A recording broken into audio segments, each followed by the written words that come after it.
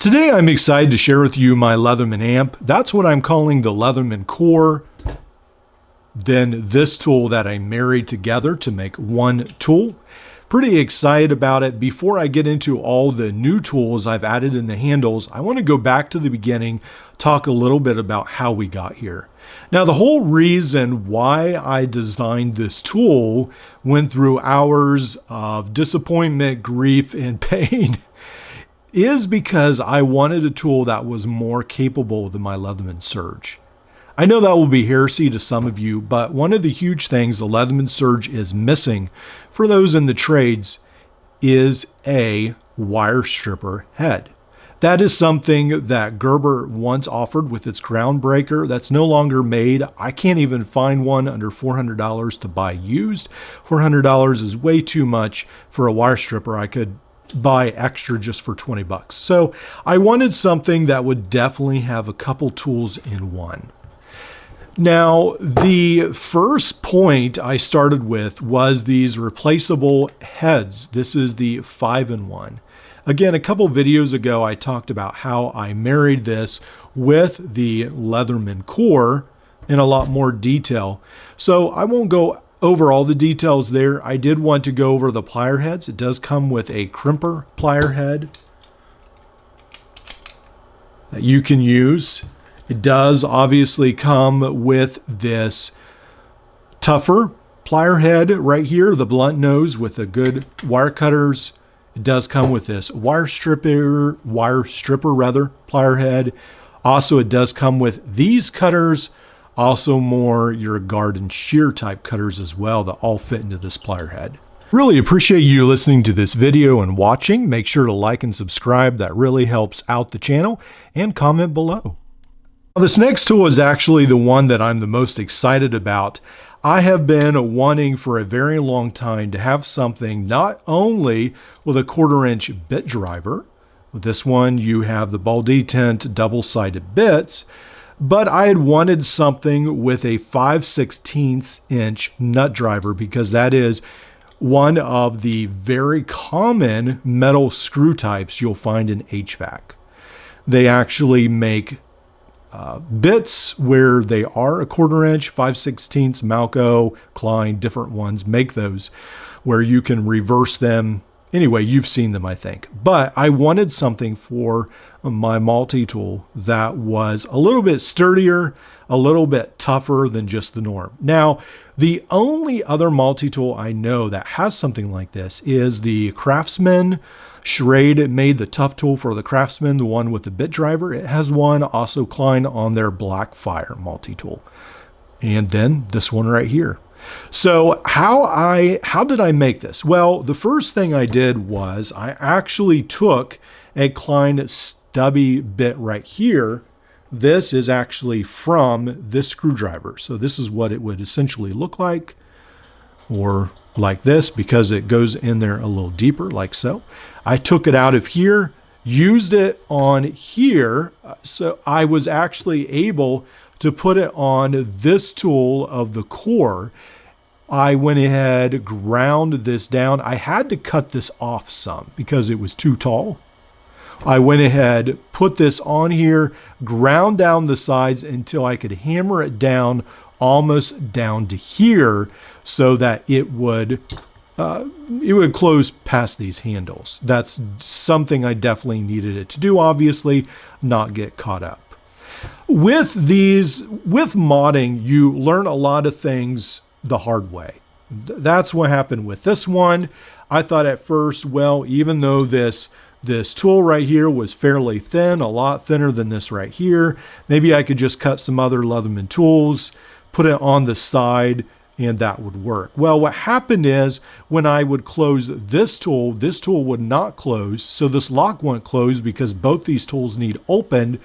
It just created a big mess. The screwdriver didn't work that well. So I came back to the drawing board, figured I needed to do something else. I actually took this 3D, I guess, bit driver, this Phillips screwdriver rather, cut it down right here, right all the way down to here. That's where it sort of wedges into the bottom. Took it to my grinder a whole bunch. Also took one, I had bought a 300 Super Tool EOD that I took several parts out. You'll see that in the other handle. But I also took the Phillips screwdriver. You can see this is a black one from the EOD. This is the gray one from the core. I actually JB welded these together with that flat screwdriver.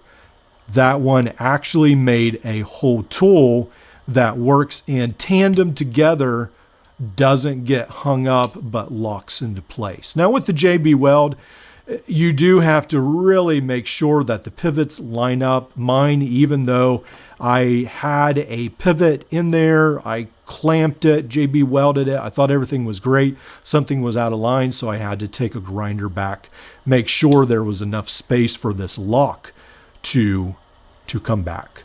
One of the other things that needs mention is also with this tool right here, you do have some open space on each side.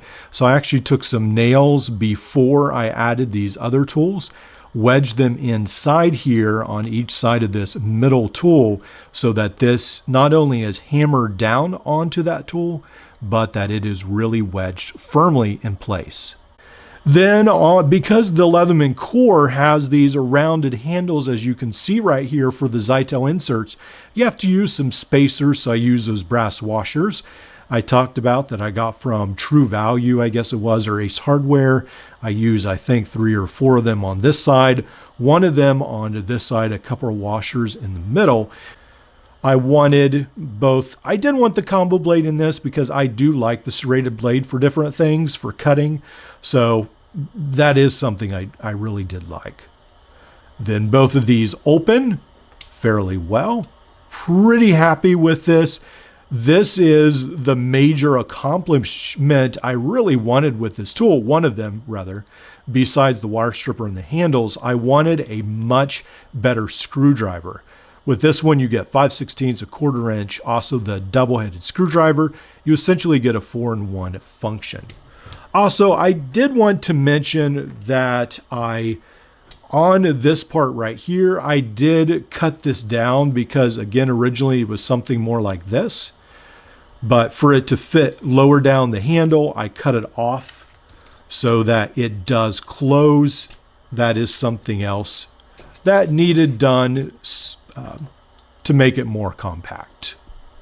Now on the other side, I really leaned heavily on the Super Tool 300 EOD. One of the big things I wanted on the other side of this handle is this T-shank adapter. Now this is the only one offered in any Leatherman on the inside. Obviously the Surge has it on the outside, but this is the only one that Leatherman makes that is internal. It does not accept files, only T-shank blades, but I thought that was a valuable thing. I did keep this smaller screwdriver and this larger screwdriver. I actually find things like this larger screwdriver very valuable because, especially in old HVAC equipment, sometimes there is controls or bolts that are very large and you need an abnormally large screwdriver for. Also, Kristen Van Patten makes this great scalpel holder for the Leatherman Surge and also the Wave.